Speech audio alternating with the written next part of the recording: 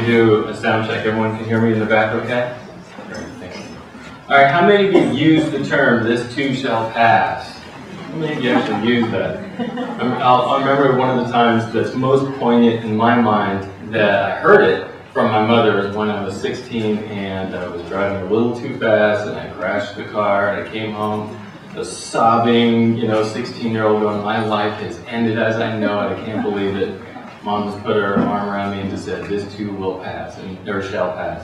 Actually messed it up and put will pass. We had to fix that this morning. But it was one of those times that I learned later that things will pass and it will be okay. And that's what we're going to talk about, putting things into perspective. I get to do a small little plug about my practice real quick. I run a group practice, and I have been here for about 15 to 20 years. And we do individual therapy for kids and adults and teens, working with people on depression, anxiety, obviously stress. We also do group therapy for kids who might be having social anxiety or just not quite picking up on the cues and not understanding what's going on in social situations or just too nervous. Sometimes I just work with parents. Often I'll work with parents. It could be things like they're going through divorce and they want to know how to deal with the kids. Or their kids are going through a lot of transitions and they just need some help. So sometimes I just work with the parents. Family therapy is probably the thing I like to do most. That's what actually I'm trained in most, is working with family systems and trying to help parents and kids get along, help with communication and conflict resolution. We do couples therapy as well. Psychological testing, if you're wondering if your child has a learning disability or ADHD or intelligence levels, learning styles, we do the testing. And we do medications. So I have a psychiatrist that does all the medications. Stress. All right, how many of you felt stressed when you heard that there was a shooting right across the street? Okay, now, how did you actually calm yourself down? What did you say? You're still stressed out. Did anyone have any questions, by the way, about that? Just any clarification? Did anyone get hurt? But how do you de-stress yourself? I should have mentioned, there is going to be an email coming out later that will have more details. Well, imagine the first thing it is you soothe yourself, you comfort yourself. You heard the information like, okay, person was apprehended, my kid's safe. I mean, you had to like rethink the situation, and then the stress went away. And that's actually what stress is. It's a physical response to a perception. And I'm going to talk about this throughout the talk, that it's perception, not the event itself, that creates stress. By the way, stress is biological. It has to exist for our survival. Because if we didn't have a certain amount of stress, guess what? We would not be able to get things done. We wouldn't be motivated. We wouldn't be able to focus as much. And so stress is absolutely necessary for our survival. Without it, we don't do well. And so most stress, and I'm going to talk about that, is actually okay stress. Most stress is something that is, like me even coming up here to do the talk, there's a certain amount of stress associated with that.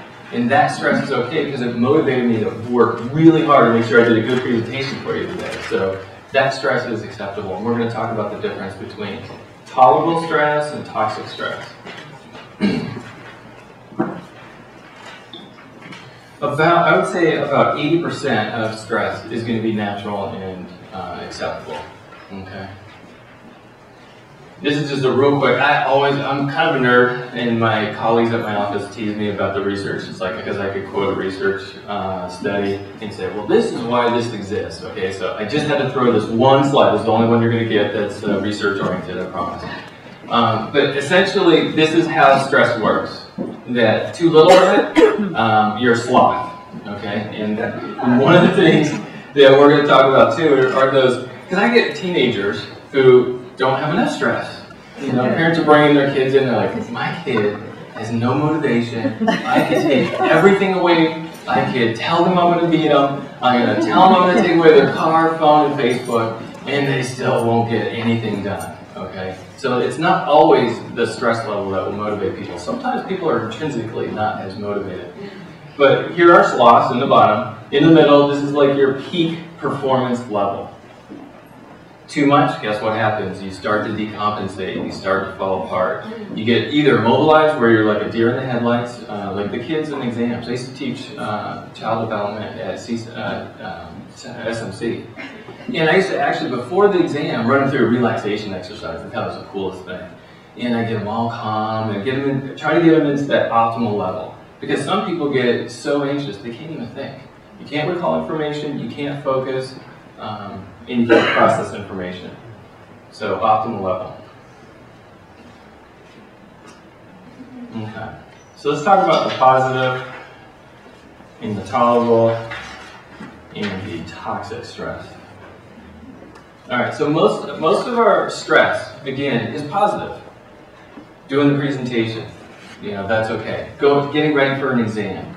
A breakup with the boyfriend or girlfriend. Okay, I know some of you go, oh my gosh, there's no way. My teenage daughter broke up with someone and our house is a wreck. It's usually pretty short-lived. Okay, it's usually pretty short-lived. And when they bounce back from that stress, they actually learn how to deal with things. One of the reasons why, a little aside, one of the reasons why I'm getting 20 to 24-year-olds who are living at home and do not want to go out and face the world is they feel inside ill-prepared to deal with the stress that's out there. And they feel like they can't measure up to either your expectations or their own. And so every time your child gets stressed, kind of think of it as a learning opportunity. Like, okay, they're stressed. Let's see how you deal with this. And then we're going to talk about like giving them some positive coping methods, helping their resilience so they can deal with the stress and they can launch. Because we call it failure to launch the 18 to 24-year-olds who are staying at home and they're smoking pot and they're hanging out and they're just kind of relaxing because they're like, wow, this house is way better than that apartment that I could go get with my entry-level job. Okay, and so you kind of have to give them a little push. You have to create a little stress for our teams, and it's natural. And I actually, I work with parents, and some parents look at me like I'm crazy. And I'm like, I'm going to stress your kid out, and they're like, what? Why are you stress my kid out? I go, because I'm going to give them confidence. Sometimes I work with kids who can't separate from their parents. And the first thing I tell the parent is I go, hey, guess what? I can stress you out and I can stress your kid out. Are you ready for this? And then I do lots of reassuring to the parent, like, you'll survive this and your child will survive this, I promise. And then we stress the child out, and then we go afterwards a whole lot because we separate. And then afterwards I go, hey, look, don't you feel better? Don't you have that confidence? Because if you keep avoiding stress, you actually erode a child's confidence.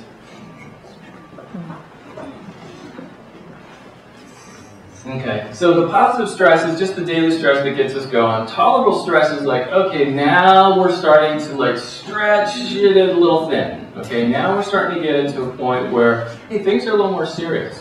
I know that seems like impossible stress to deal with, death of someone that you know. God forbid any of you have to deal with that in your family, especially with your children, but the death of, let's say, a cousin or a grandparent, they put that in this tolerable stress level because it is something we all have to actually deal with. Okay, it is something we all have to deal with. And actually, when I'm working with a child who's had a grandparent or a pet or a family friend die, I'm actually teaching them how to grieve and get through that. So the tolerable stress, though, can go either direction. It can either go to the toxic level or it can go to the positive level. And this depends on, I think, two fundamental things. One is just your child's coping skills. Okay, if your child, and I'll talk a little bit about the resilient factors. If you have a pretty vulnerable child who is real reactive, very sensitive, pretty angry, not a real clear thinker, your child has a greater chance of the tolerable stress going to the toxic. The other thing is support. If you walk out of here with only one idea or one thought, it's the type of support that you are providing your child, not just you personally, but the social support network, because that is the #1 correlate, the #1 thing that goes along with mental health. The more perceived support, remember perception, the more perceived support, the more able the child is to deal with, especially this toxic stress. just so you know, the toxic stress that most kids are having to deal with is are really chronic things.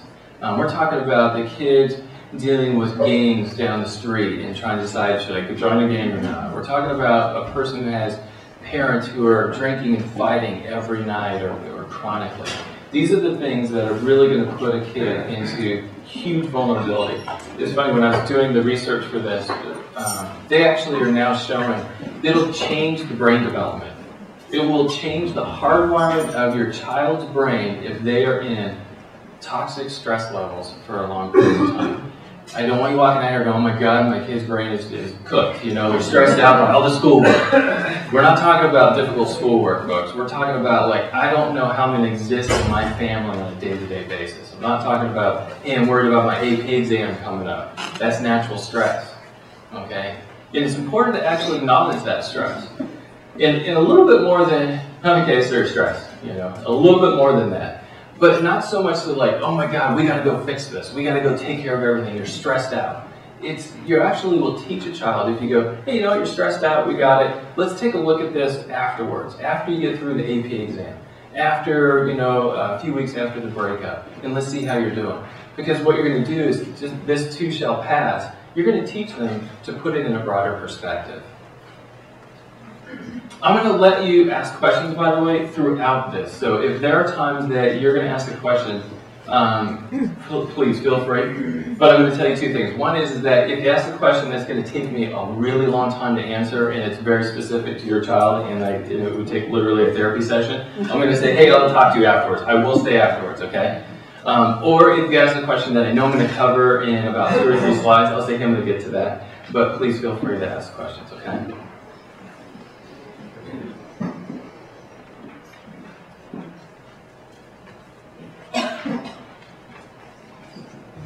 Schoolwork, I know, it's kind of, Viewpoint might be a little angry at me by the end of this one, but you know, schoolwork seems to be the greatest stress.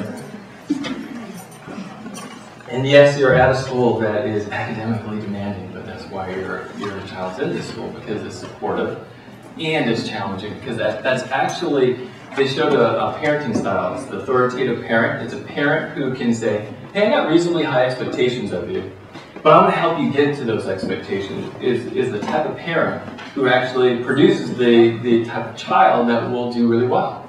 Well, this school is the same, where, hey, we're going to put high expectations, but we're going to give you the tools to get there. But schoolwork seems to be, when they did the survey, the #1 actual stressor. Conflicts with family. Now, I hate to tell you this too, that it's more specific than that. It's actually conflicts with parents. Siblings is about #5 or 6, but conflict with parents, sorry, you guys are #2. Now, this is not to say that you're causing it, because, you know, when my son, for the 100th time, does not put away the milk, okay, and I'm like, for the love of God, how many times do I have to tell you to put this away, okay? He sees that I'm stressed, I'm stressing him out. And he's like, why are you micromanaging me? Why are you I'm like, you are a therapist kid, aren't you? I'm going to tell you some stories, actually. One of them coming up really quick. I have a question. Yeah. So when do you not sweat the small stuff and wait for the bigger fight? And, you know, I mean, how do you win when you do that? When I figured that out with my son, he and I still go through that right now. It depends on the child, but you know what? When you find yourself, I did a talk last year, the communication, where there's 2 different parenting activities. One is managing your child, and one is relating. And when managing your child takes up about 80 to 90% of your interactions with your child, you're taking on the small stuff. Then you got to move to, let me relate. You know, let me just relax, let me enjoy my child. The other thing that I found, I'll give you an example. Morning routine in my household with one child is like really easy. I got one child that says, I'm getting up early, I got to get to the bus, I don't want to miss the bus. I'm like, who are you? It's great. My son gets up, he's lounging, he's like sitting there staring at his Lucky Charms for about 15 minutes. I'm like, it's not going to move, I promise. And what you do when you're having to kind of like tell your child 50 things in the morning. What you do is you create an automated program in the morning. You say, these are the 5 things you need to get done and by when, and if it doesn't happen, this is what's going to occur. So what you do is automate it and create a behavioral program. Okay. Problem with peers. This is, okay, one of your first stories. Okay, if you think it's hard to be a child of a psychologist, I think it's like 10 times that, okay?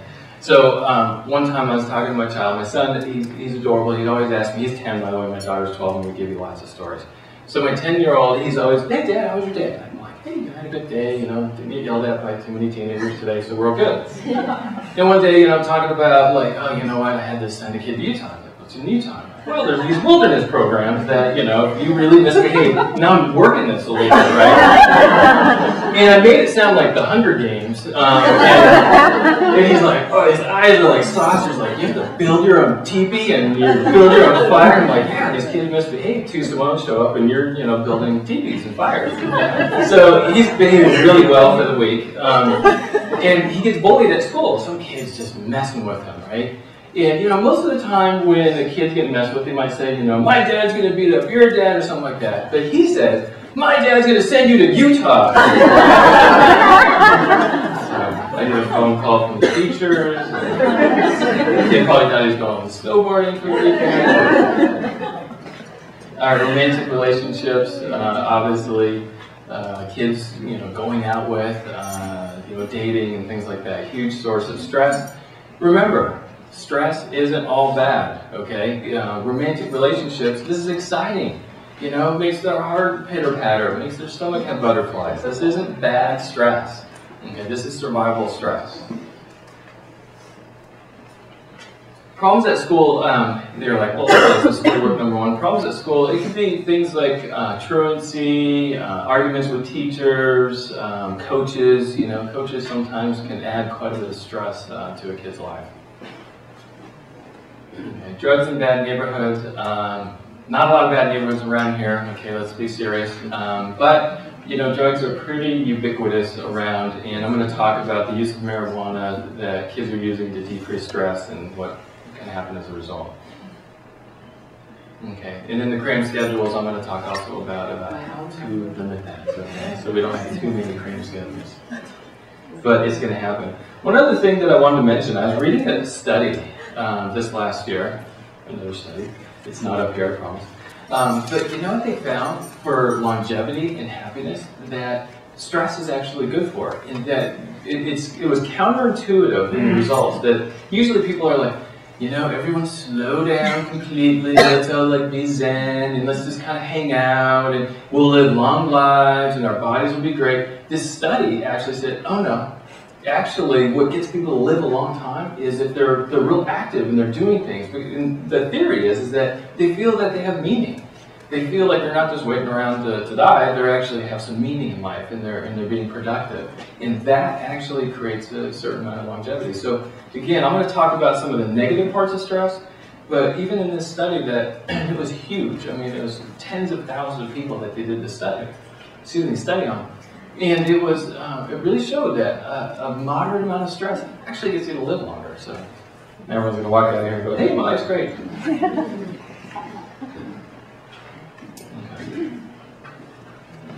One thing I'm going to talk about too is that if you have a stressor in one of these categories, yeah, you're doing fine. You get in 2 of the categories, yeah, you're getting a little overwhelmed. 3 categories, and okay, you're going to land an office visit with me. So we're going to talk about how kids can tolerate a certain amount of stressors. All right. Restlessness, nervousness. Okay, that's a game. It doesn't take a shrink to figure that one out. But one of the first signs that you're going to see when your kid's stressed out is that they're really, really nervous. They get very kind of agitated. In fact, a lot of times a kid who appears to be just kind of a pain-in-the-butt kid and angry and stuff like that, it actually could be an anxious kid.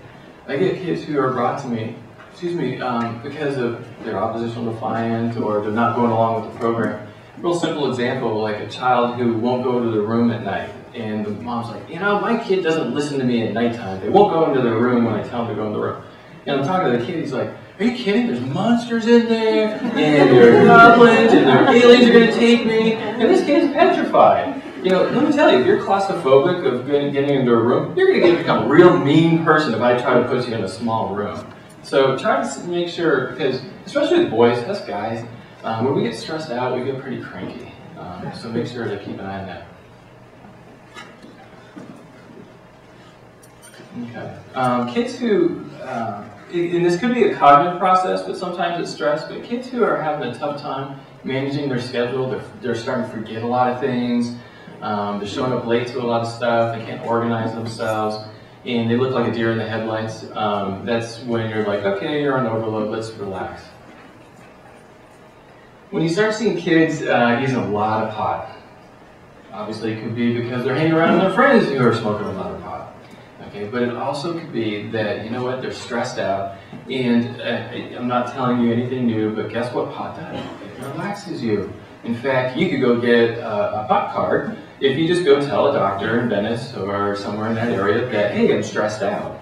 And because we actually know that it will decrease stress. Now there's a whole litany of side effects of this, and negative ones, but the kids who are smoking pot, sometimes they're just doing it because they are trying to decrease their anxiety. And they're successful, unfortunately. Okay.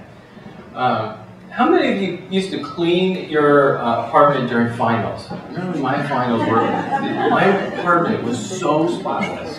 It's like, okay, I'm going to study for this exam. Okay, I'm going to clean the kitchen now. Part of it's avoidance. Part of it is that we do things. We do things to create routine and structure, and some of it will start to get into OCD. And again, that's natural. Don't go, oh my God, the doctor said this is stress and he's anxious. It's like, okay, great. You found a positive coping mechanism to deal with stress. That's not, if that's the worst thing that happened, you have a really clean house.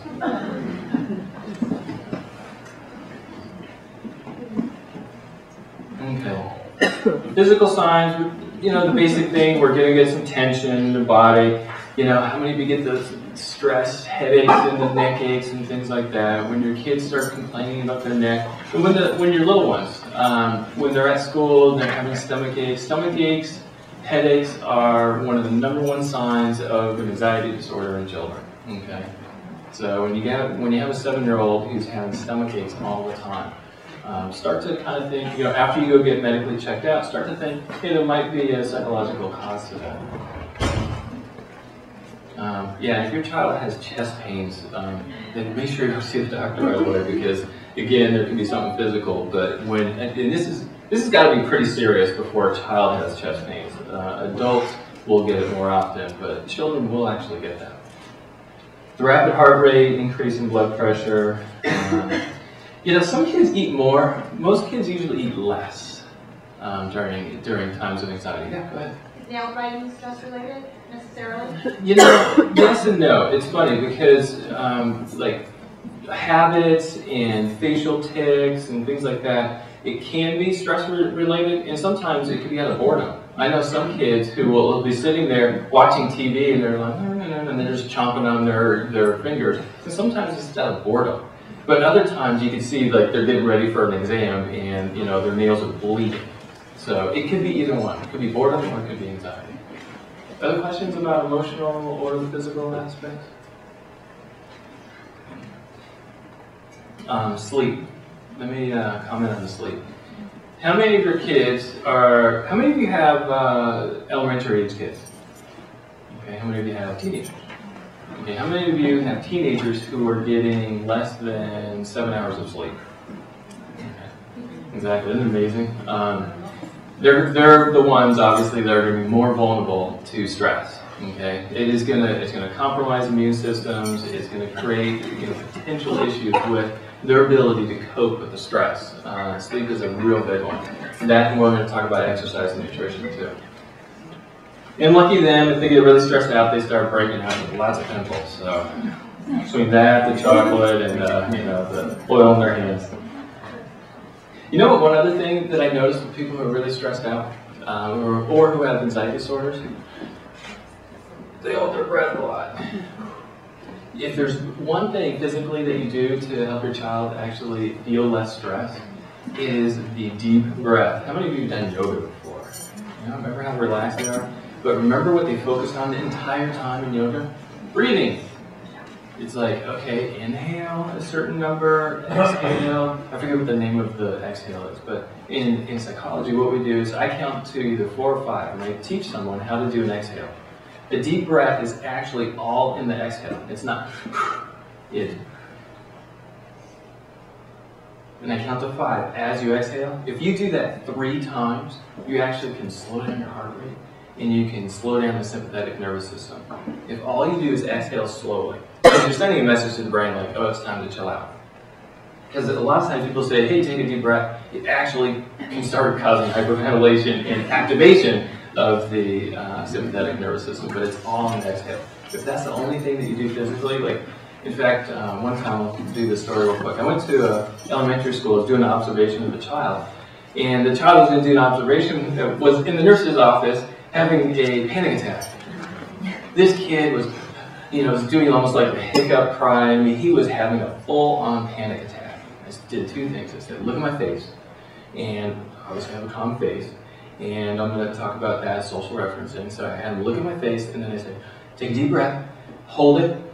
Okay, count to 3. Now let's see how long we can exhale. I did it 3 times. The kid stopped his panic attack in the nurse's office. I mean, man, did I look cool to that nurse. I was like, thank God that worked, because it really would make me look bad. But it worked. And you know what? That's one thing that he could do. Again, all I did is tell him to hold his breath for a few seconds, exhale real slowly 3 times, make sure he was looking at my face.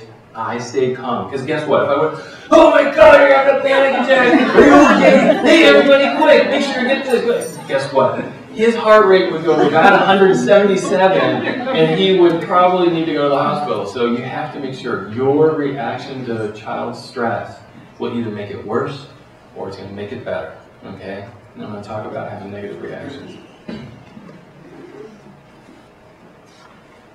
You know, it's weird. They have this thing. They were taking a look at how teenagers deal with stress differently than adults. And teenagers perceive things as a little more stressful than they are. So they have a little bit of a misperception. I'm not entirely sure why. It could possibly be that, the frontal cortex, the front part of the brain, that's responsible for anticipating things, for being able to organize themselves. Guess what? It's not fully cooked till about 24. You're like, oh my God, I gotta wait till 24. But what happens is that it's still developing. In fact, if they have chronic stress, now again, I'm talking about super toxic stress here. I'm not talking about I have tough exams or, some family conflict. Some family conflict, by the way, is not going to land your kid into toxic stress. I'm talking about super stress, fear of death, fear, parents are drinking, knockdown, drag-out fights. The frontal cortex is actually one of the things that gets affected by the development by the stress. And so the frontal cortex actually will change its pathways of neurotransmitters in the communication, and they say that you're going to have actually a more reactive brain. Okay. Now, your teenager already is chock full of hormones. Look at them growing and things like that. The last thing you need is having stress add to it. So the 2 hormones that add to it are the adrenaline and cortisol, which again mobilizes you and they'll help you with sports and things like that, but not great if you're just trying to get ready for exam. Okay. This again is for the more serious toxic stress. If you have a person who has chronic stress, then they get more anxious, so they're just, stressed out and they're feeling like, oh, I don't know if I can handle this world, I don't know if I can handle what's going on. What could happen is, if it's chronic, it can lead to depression, okay? It can lead to where they feel that they can't make a difference in their life because they're just feeling this way all the time.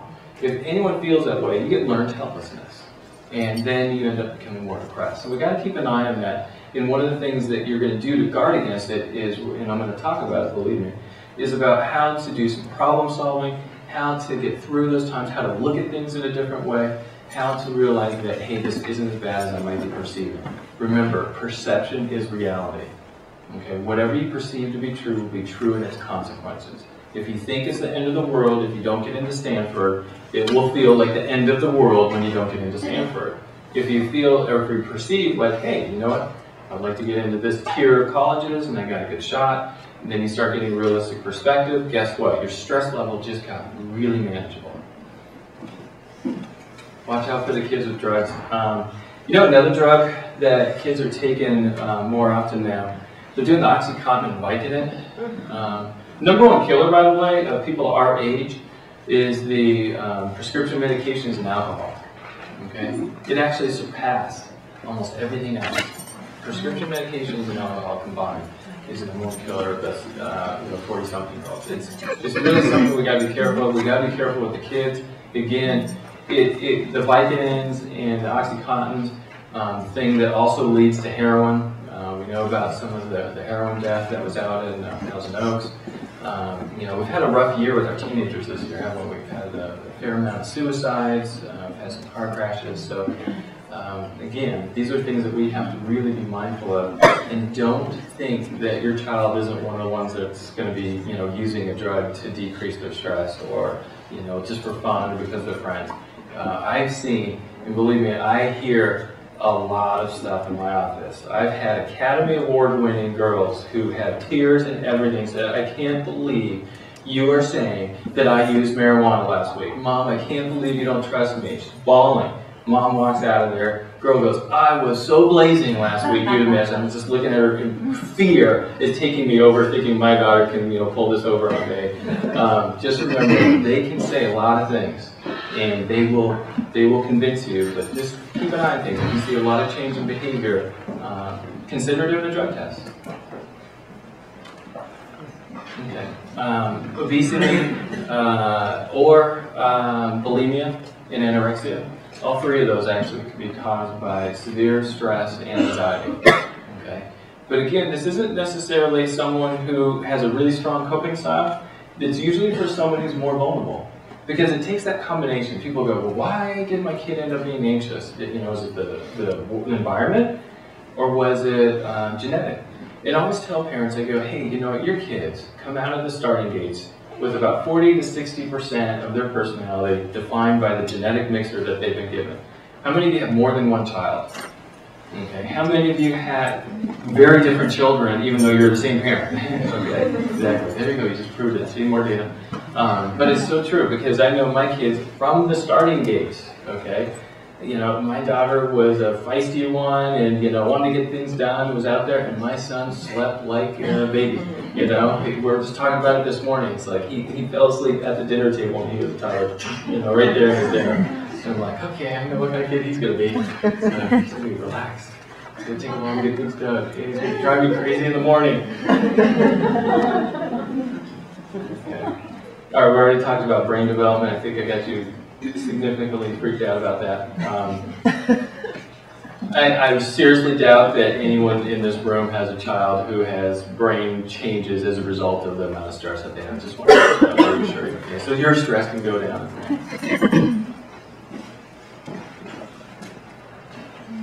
All right, what kind of kid is a little more vulnerable? I'll talk more about this in the resilience part, but some of you might have kids like this and you're like, uh-oh.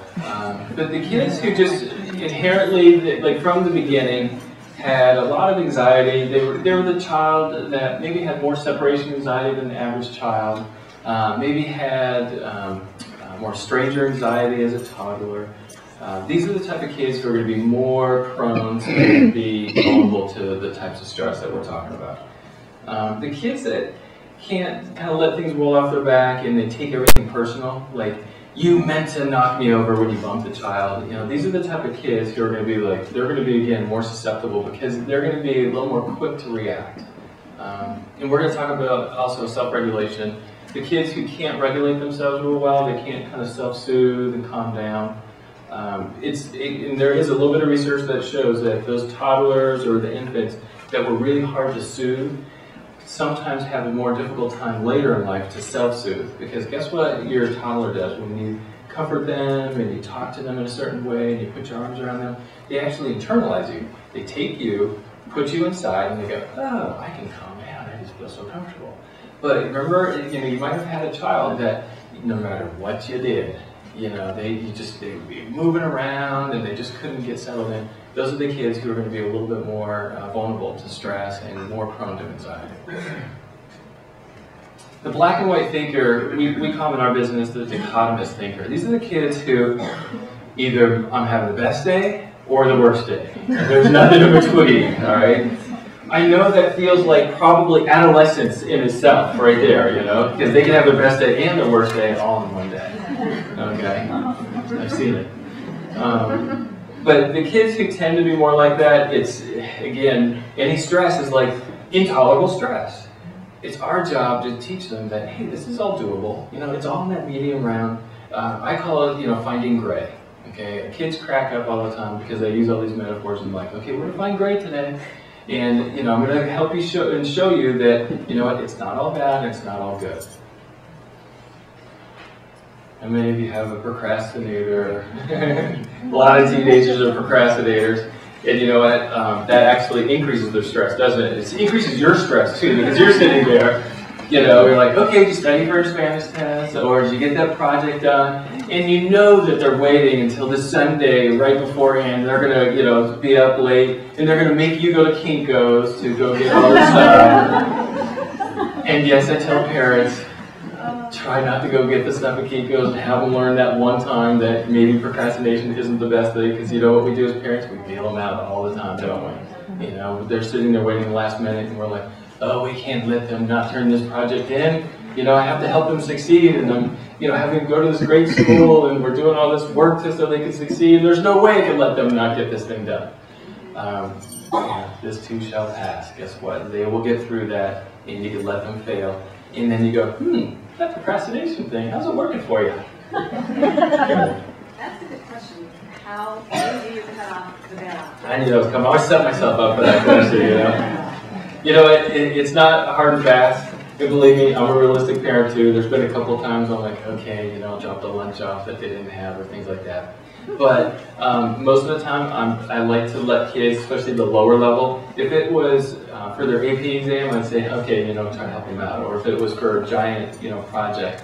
But if it's the lower line stuff, it's funny, I'm going to, has anyone ever heard of the Every 15-Minute program? They have a program they're doing at Calabasas High in a few weeks where they are doing like a mock death of several students. And they're having like a funeral and a memorial service, and they're taking the kids, painting them white, putting them in the class they can't talk.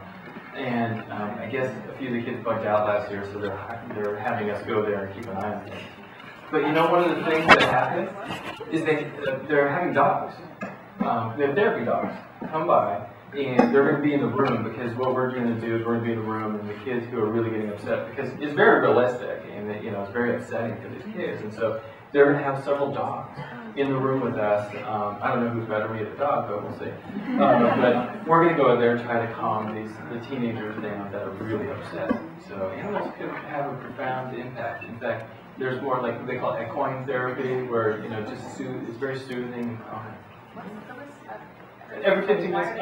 It's for the drivers, drunk drivers and distracted drivers. It's to basically say, hey guys, stop texting while you're, it kills people when you're texting, and it kills people when you're drinking. So it's a prevention program for alcohol and driving and texting. So, and they do it every 2 years, 1 year at Calabasas and 1 year at Fulton. So, and they literally are going to have the fire department, sheriff, they have like, so they're going to have it's very realistic, but it's going to stress these kids out. Again, this is a stressful situation, and they're like, we kind of want to stress you out. Because when I was talking to the program leader this week, she's like, I want them upset, you know, I want them like, you know, fearing this, because guess what, that will motivate them to not text. Just an aside, by the way, that is the #1 killer of our socioeconomic status kids is car crashes. So, and suicide. Okay. So one thing we got to change is the environment. So we get them to be few less things, few less activities. We got to make sure to take some of the people out that are causing stress, slow down life, making time for yourself. But now what we have to do is we change the outside, now we got to change the inside. Okay. Internal locus of control. Okay, what that is basically that there's either, you're either going to think the environment is the cause of my stress, or I am the cause of my stress. You know, I was talking to a teenager, this week, and, true to the teenage form, he's like, there's nothing I'm doing wrong, it's all my mother's fault. Help me out with this. I go, you don't think that maybe, not putting away things, you're causing a little bit. No, she's just a, what. And so, it's these type of kids who look at the world and go, it was amazing. This kid had all bad teachers, had mean parents, and the coaches were bad. And it was like, wow, what's the common denominator? We're not quite there yet. But he had an extreme external locus of control. It was all because of the bad world out there. Well, guess what? If you have an external locus of control, you have no control of your life. I say to people, I go, hey, good news. And they say, what? It's your fault. And they're looking at me like, what? I go, the good news is that it's your fault because you can change it.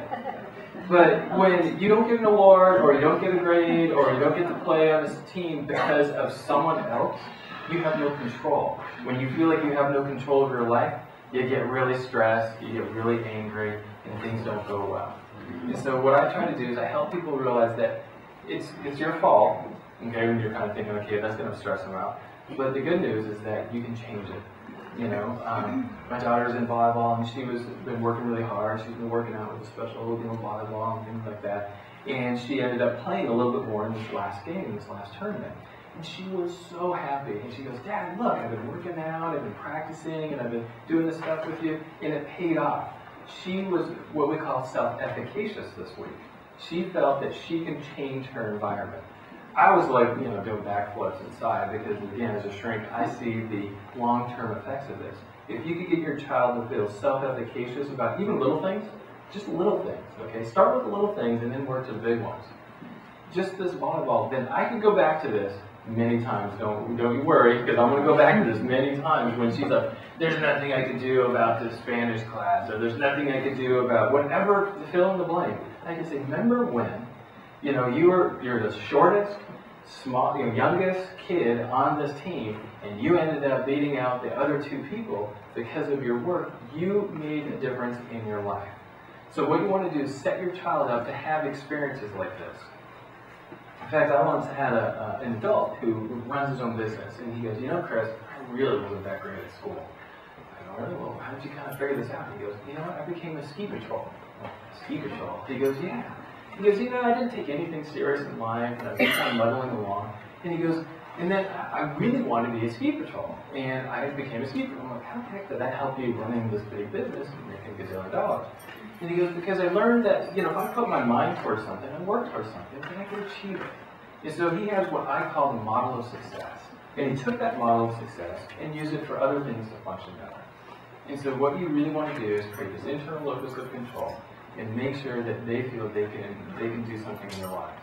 That will help them take that stress, remember the tolerable stress, the medium stress, and move it into the positive stress. Because I can do something in my life. When you start feeling you can't, you're going to have problems. Okay.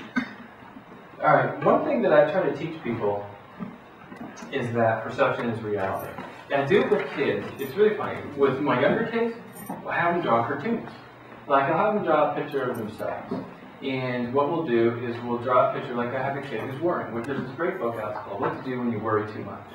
And it's this little workbook that uses all these cognitive behavioral mechanisms to try to help kids not worry so much. And what we do is we draw little pictures of themselves, and then I put thought bubbles.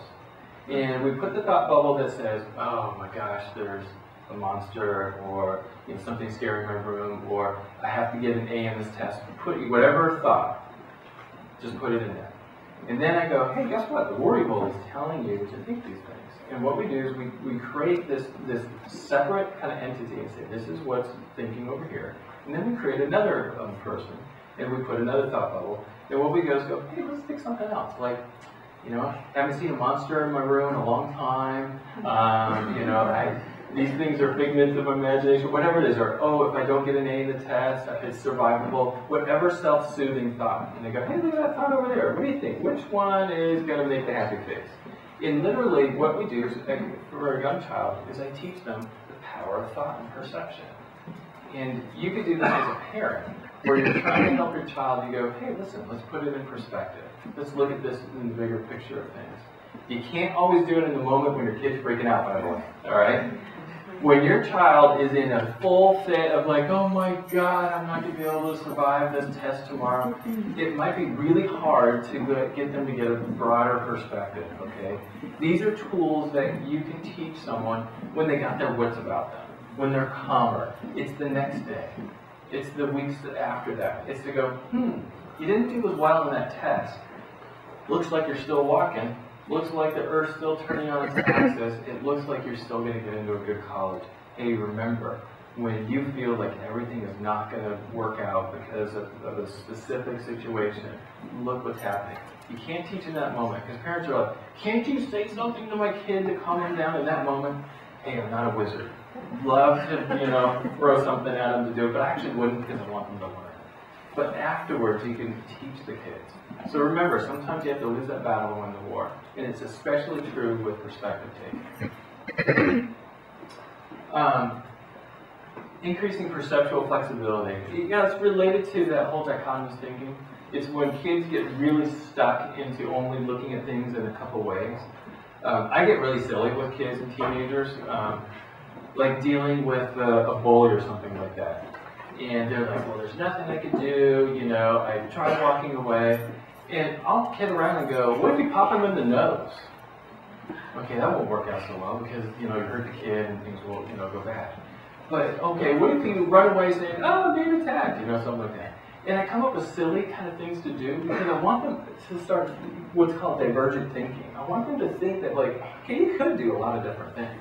Some of them may not be good ideas, but you can do many things. And helping a person look at things in a different way, that cognitive flexibility, is a huge coping mechanism in life. If you think there's only one way to deal with things, you limit your ability to deal with life and the stressors. How many of you who went to my last talk remember me telling my son that he sucked at soccer? Alright, so just start. Okay, I'm going to sell it again. I wish I could come up with new material if I get repeat offenders here. So one time my son was playing soccer, right? It was about a year ago. And he's done playing, and I had to bite my lip because he was terrible. He was not moving his feet. He wasn't getting to the ball. He looked like he had, 10 pounds in each one of his cleats. And after the game, being true to being a shrink, I go, so tell me, what you did well and what you didn't do so well, right? Do this all the time. My kids are rude, I'm telling you. So at the end, he's like, well, I kicked the ball okay a few times. And he goes, but I was kind of moving slow today. I go, yeah, maybe it was that sleepover last night that did it to you. And after he was done, I go, honestly, you really sucked today. It was really bad. He's like, Dad. And he realized, I go, it doesn't matter. I go, you had a bad day, but does it really matter? And he kind of looked at me and goes, no. And again, true being a shrink's kid. I said, what really matters? He goes, well, that we love each other.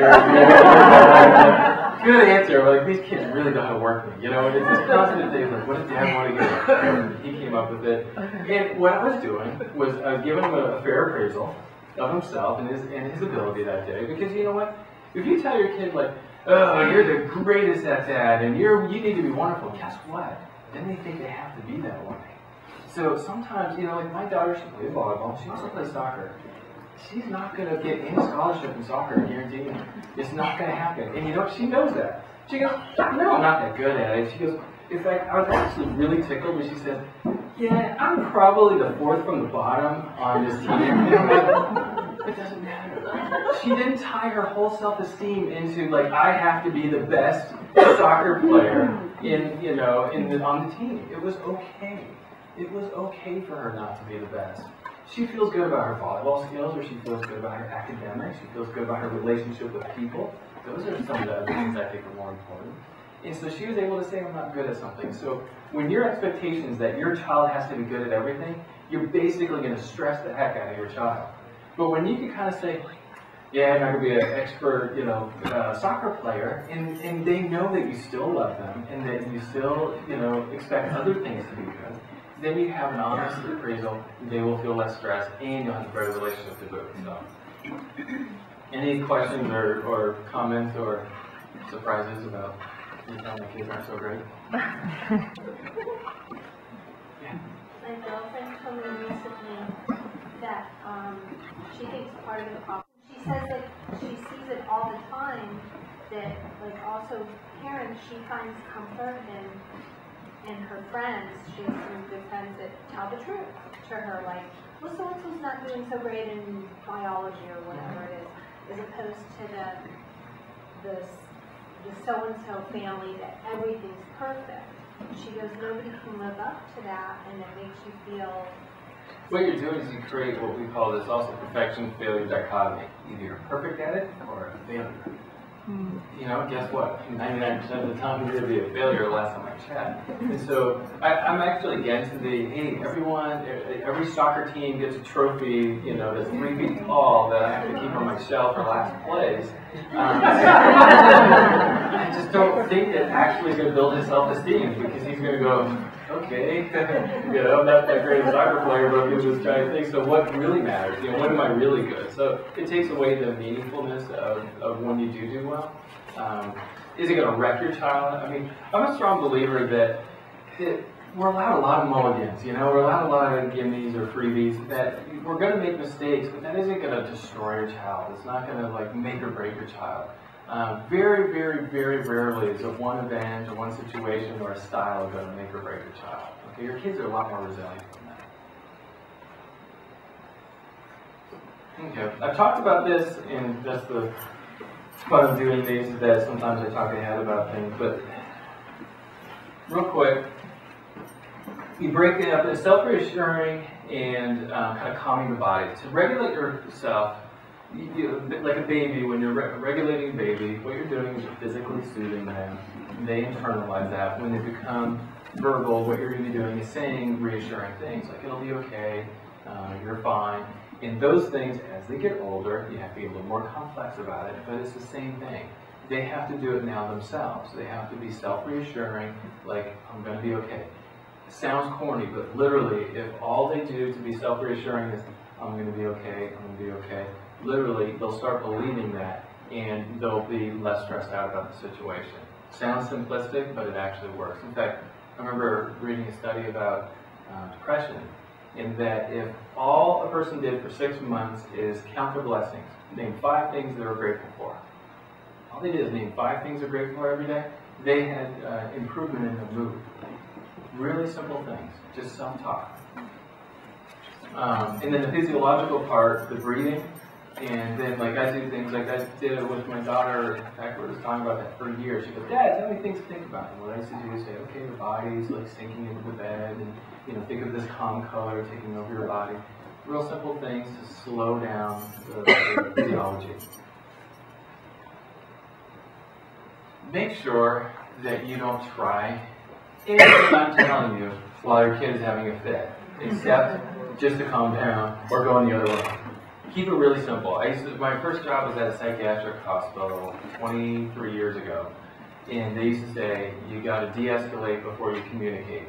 So, you know, they basically say, calm down the patient, make sure that you're talking to the right part of the brain, because when someone is having a fit, and they're having an anxiety attack, or they're overly stressed, they're not even using the right kind of the brain.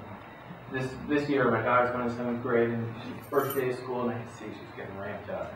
She's like, Dad, I need a red pen for such and such class, right? And it was the morning of the class, or the first day of school. She's getting irritable. I'm like, okay, she's getting stressed. And she's like, I don't have that red pen. She burst into tears, right? And I go, come here, honey. And all I did is just give her a hug. I didn't sit there and try to talk to her too much. And I said, you're scared, aren't you? You're scared. And she goes, yeah, I want to make sure this goes well. And instead of trying to like argue with her, it was just here, let's just all calm down. You know, sometimes it's giving a hug. And it could be even while they're yelling at you. And this is really hard as a parent. I hate you, you suck. And you know, all the other things that they do, especially teenagers. You go, come here, let me give you a hug. You know, sometimes they need a little bit of time by themselves. A little cool out.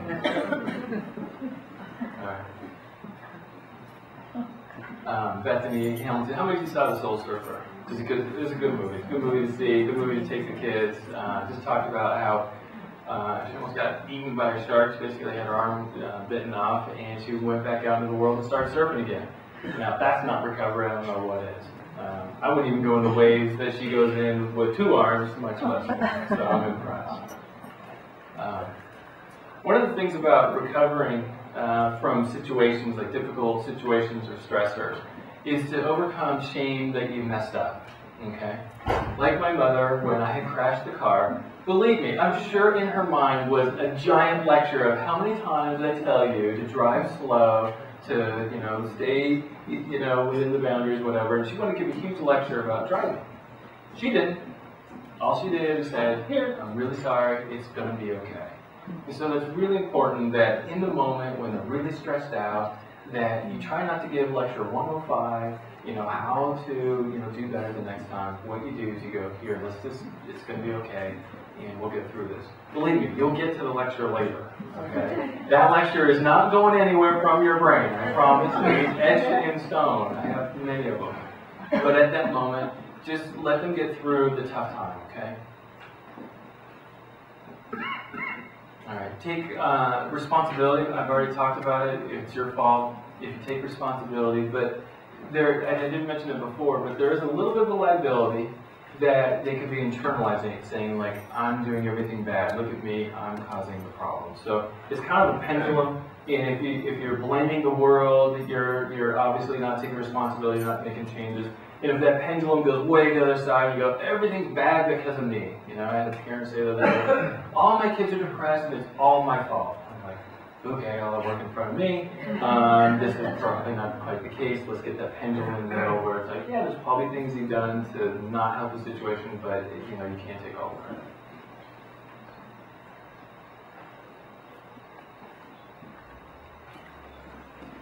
All right. I've already talked about it, but I'm going to reiterate it. It's, one of the problems that I remember one of my kids was getting hassled by a kid on the bus, and I was like, okay, great opportunity to see you again, psychologist, I'm always thinking. How do I teach my daughter how to problem solve? So she was getting hassled by a kid on the bus. So I go through and I say, hey, what are you doing? So I'm asking before telling, really, being Johnny on the spot here, saying, hey, what can you do? What can you do? She's coming up with, well, I'm going to sit next to one of my friends. I'm going to ignore him. I'm going to, tell the bus driver. I'm going to, she comes up with a few different things. And, if she missed anything, I would kind of throw it in there. But again, what you want to do is come up with those different alternatives. What I like to do is think aloud.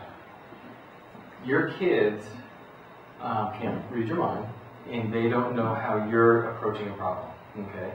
And so if you actually put out there, and it could be completely unrelated to your child. You could be trying to figure out, like, I sometimes tell my kids, they'll say, hey, how you doing? Because they will ask how my day is and stuff. And I'll say, I'm trying to figure such and such out. I'm posing a problem. Now, this is really easy now to teach them problem solving because they're not in the middle of it. Because guess what? When your kid's in the middle of a problem, they're anxious and they're not processing the information.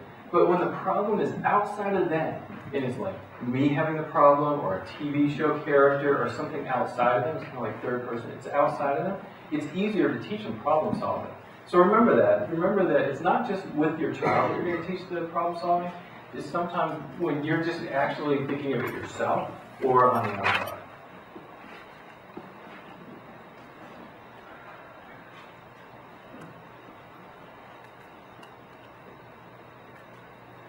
Okay.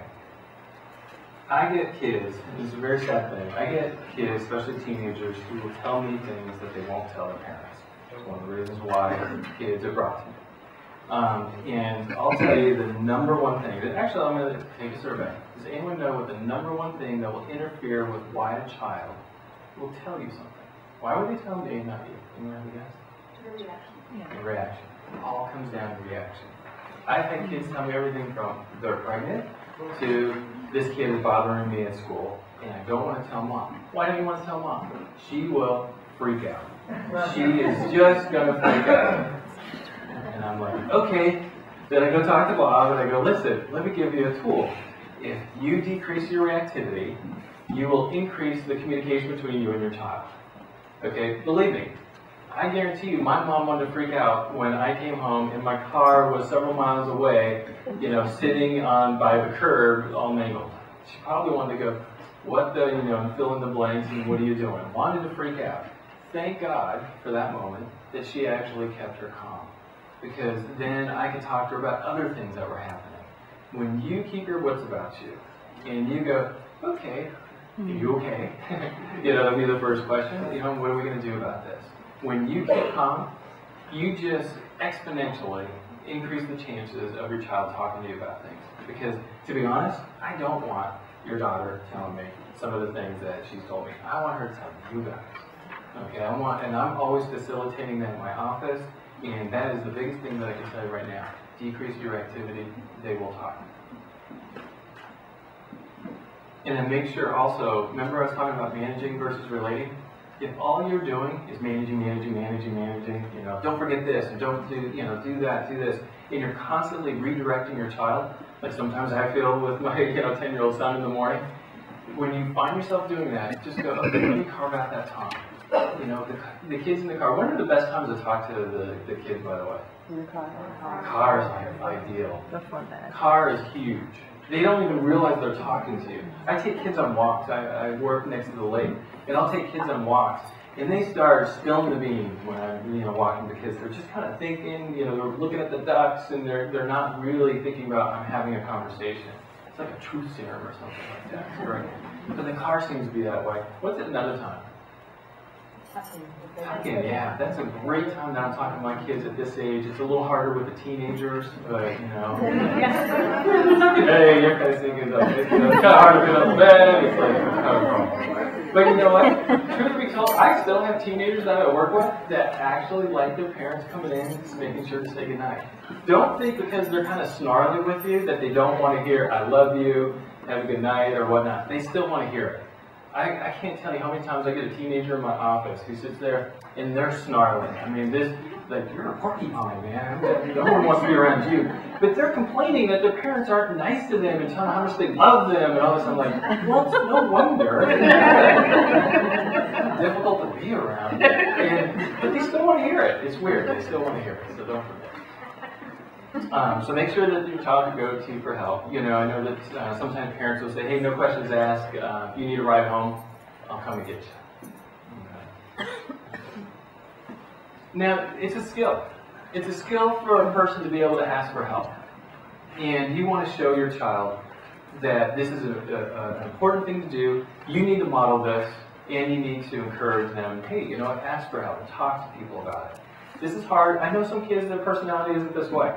And it makes them a little bit more vulnerable to stress. But some kids are just not real loquacious. They're not real talkative. And that you know, even if they just journal, even if it's a journal. And that's the great thing about this day and age. You can communicate. I have some kids who really hate talking, but boy, they will throw a Facebook note to you or something else because they feel less threatened by doing it that mode. So if they can't communicate or reach out to you by verbal, hey, I'm going to write a note, email, things like that. Again, it's real important, peer relationships, and then even relationships with adults. You got to make sure that you're not the only adult that your child could go to. It's real important to have, and I know there's coaches, there's some teachers, uncles, aunts, other people. If there's another adult, again, if your child's not okay about talking to you about certain things because they're afraid of you freaking out, if there's another adult that they can go to, huge help in dealing with stress.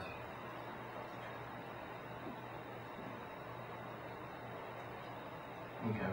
We've already talked about it, but just to recap, make sure when you're doing the conflict resolution, there's a book called The Explosive Child by Green. If you happen to have a lot of conflicts at home, it's a really good book to have in your arsenal.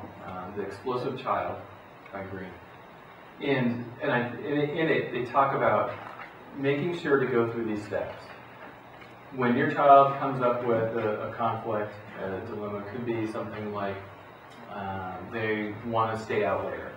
And you're coming back and saying, okay, you start with the empathy. Hey, I understand. You probably feel like all your friends get to stay out later than you.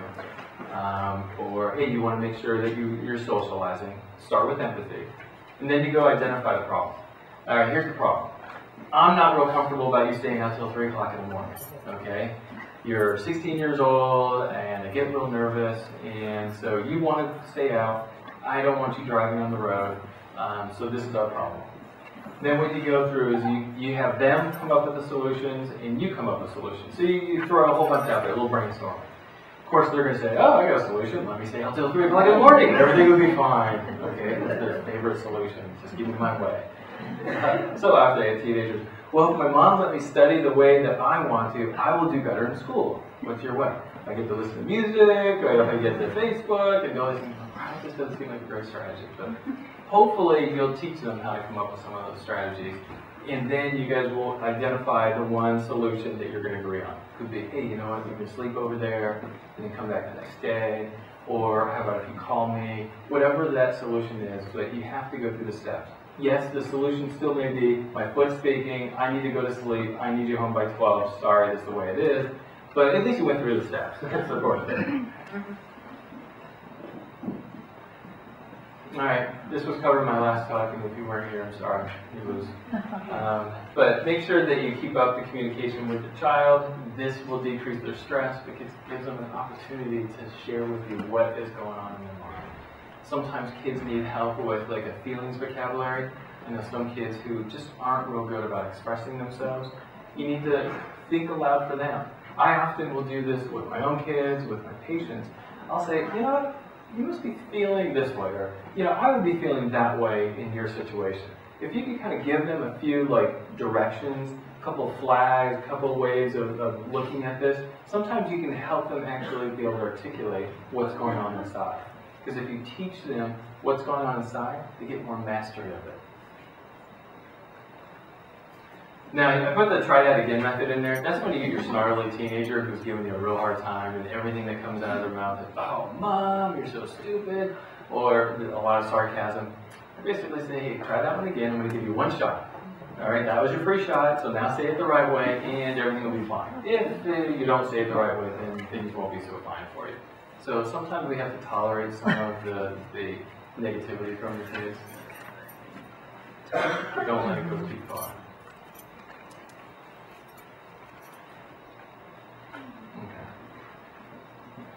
Okay. Now, how many of your kids have used a Monster drink or a Red Bull or something like that? Oh my gosh, I had a kid come in and use 6 of them a day. And I'm like, you're going to have a heart attack, or you're going to give someone around you a heart attack because you're so amped up. But make sure that your kids aren't using enhancements to be able to sustain attention that they're not supposed to use, whether it be Monster drinks or the Adderall that they're buying out for their friends, or using pot to decrease their stress. It cannot be overstated how important nutrition and exercise and sleep are for a person's mental health. I know everyone says, oh, we should do it. It's beyond like, oh, we should do it. It's for us to deal with the stress in an appropriate way. I've seen a chiropractor, and he goes, you know, Chris, it's weird. The amount of stress that we're under, what happens is we get pools of adrenaline in our body. So the adrenal gland's like, hey, there's stress, there's things that are happening. I got to increase the adrenaline. But guess what you need to do to burn adrenaline? You need to exercise. Otherwise, you have all this adrenaline sitting in your body. And so exercise is incredibly important. In fact, I went to a conference not too long ago. They said our body's made to walk 11 miles a day. Our body was made to walk 11 miles a day to forage for food. And I don't know about you, but I'm not walking 11 miles a day. And so maybe we'll hit the elliptical machine for the 35 minutes, but exercise, our bodies were made to exercise. And the amount of sedentary time that we have, it actually causes more stress because our body's not burning it off. Nutrition and sleep, it's really important, especially for teens. Their brain is developing, their body's developing. I would say 60%, 70% of the teens of your kids are probably not getting enough sleep. And it really affects their mood, affects their ability to cope, their cognitive abilities.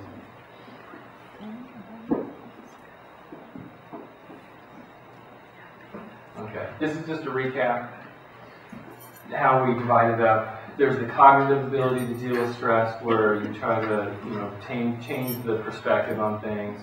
The physical, emotional, relationships. The one thing that we didn't mention is, loss of community. We could deal with one big stressor. We add a second big stressor, and things start to fall apart. Like if you have a death and you can't talk to anybody, that's a problem.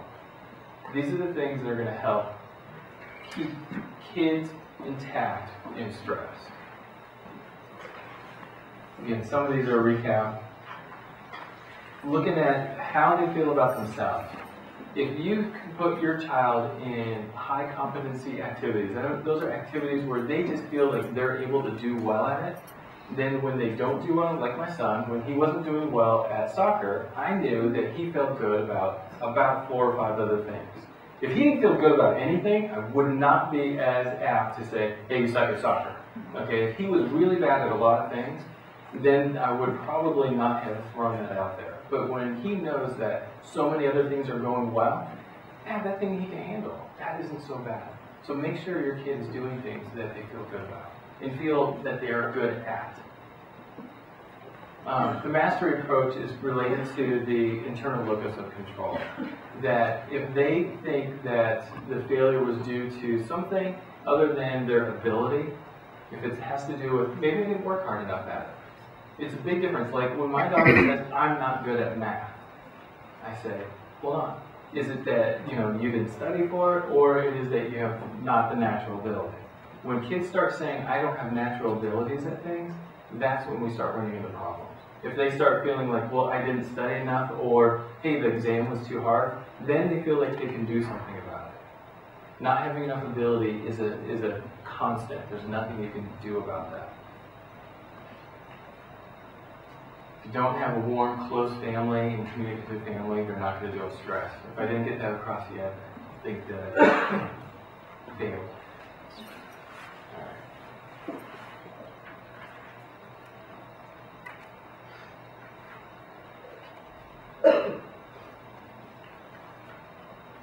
Okay. Sometimes we need to accept what we cannot change. I don't think my daughter is hoping to get much better about soccer, so she has to accept that, right? So if there are things that you cannot change, accept it. If there are things that you can change, help your child work on that. You can't put all in one category or another, by the way. You cannot sit there and say, oh, you can become great at everything. Already talked about that. But you also shouldn't be sitting there saying that you're not going to be good at anything. It'll be picking and choosing. Find the things that they'll be good at. Any questions about this so far? Because I think I've covered most of those.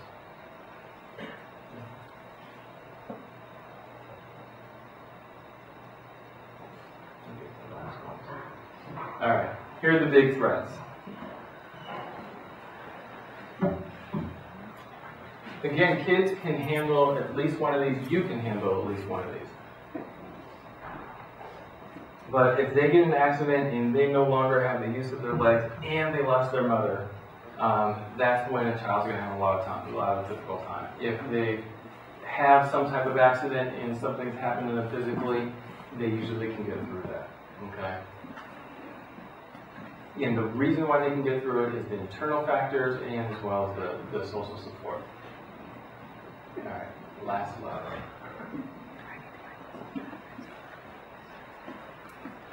So make sure that whenever your child has stress, do not just react with negative feelings. Because a lot of times what we do is that when our kids get stressed out, they become irritable. What do? We become irritable. And so guess what happens? You just escalated your stress and your child's stress. So when you see your child experiencing negative feelings, don't just go to that negative place and say, well, stop being so cranky or stop being so upset. I've seen a lot of times, and I've done it too, like when my daughter, she's a little quicker to get upset and tearful, and my first reaction may be like, would you stop crying about that? That one isn't a big one. But you know what? Take a deep breath when I hopefully have my wits about me and I say, hey, what's going on? So you start with a little bit of empathy, have them express it. They will work through that. Try to avoid the strong reactions from yourself. Your expectations, I once had a kid who knew that his dad wanted him to go to the top 5% colleges in the country. And even though the dad would say, sometimes say, oh, no, you know, you can go to Pierce, I don't care. Do you think the kid really believed it? There's no way. You know, you can sit there and pretend to communicate certain things. Your kid will pick up when that there are certain expectations that they're not meeting. And the kids ended up feeling a ton of stress, ended up smoking a lot of pot, and, you know, ended up doing some things that weren't exactly in his best interest. And is it all because of his dad, by the way? No. Okay, these are things that he probably had a predisposition towards. He was putting some pressure on himself. I've had parents who come to me and they swear, they're like, hey, listen, I am not putting a whole bunch of pressure on my kid, but my kid wants to get straight A's. Some kids will actually have self-imposed expectations. So you can do everything right, okay? Again, don't blame yourself. Doc, what am I doing wrong? Why is my kid so perfectionistic? It's not necessarily coming from you. Could be from your genes, by the way. You know, kind of look back and go, well, maybe it's Aunt Sally, maybe it's my mom, you know, maybe it runs in the family. And some kids, they get their whole sense of identity from doing things perfectly. And what you need to do is have them accept the gray zone. So important to deal with the stress. You know, what helps with resilience too is showing a kid that they can handle things. And so what I do is I give more and more decisions to my kids, and I help my patients do the same. So you give them more decision ability, and don't forget, you give them more responsibility. One of the reasons why I have a huge influx of 18 to 24-year-olds in my practice is because I'm having a whole bunch of young adults who didn't have to do a thing to take care of themselves. They had parents that took care of everything.